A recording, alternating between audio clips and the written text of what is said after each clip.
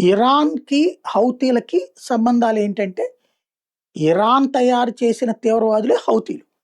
ఇరాన్‌కి, హెజ్బుల్లాకి సంబంధం ఏంటంటే, లెబనాన్‌లో ఉన్నట్టు హెజ్బుల్లాకి ఇరాన్ తయారు చేసిన వాళ్ళే అక్కడ. అలాగే ఇరాన్‌కి, హమాస్‌కి సంబంధం ఏంటంటే, హమాస్‌ని తయారు చేసిందే ఐఆర్‌జీసీ వాళ్ళు. ఇప్పుడు యెమెన్‌లో హౌతీల దగ్గరికి ఇరాన్ ఒక ఎయిర్ క్రాఫ్ట్ పంపించింది. ఎందుకు అంటే ఆయుధాలతో. అక్కడ అవి దిగకుండా సౌదీ అరేబియా అడ్డుపడింది. సౌదీ అరేబియా యుద్ధ విమానాలు అడ్డం పడ్డాయి. దాంతో సచ్చినట్టు వెనక్కి తిప్పుకొని వెళ్లాల్సొచ్చింది ఇరాన్ యుద్ధ విమానాలు. ఇరాన్‌కి సంబంధించినటువంటి విమానం ఏది? కార్గో విమానం. ఎందుకెళ్ళింది? ఆయుధాలు హౌతీలకి ఇవ్వడానికి. మరి సౌదీ అరేబియా ఎందుకు అడ్డుపడింది?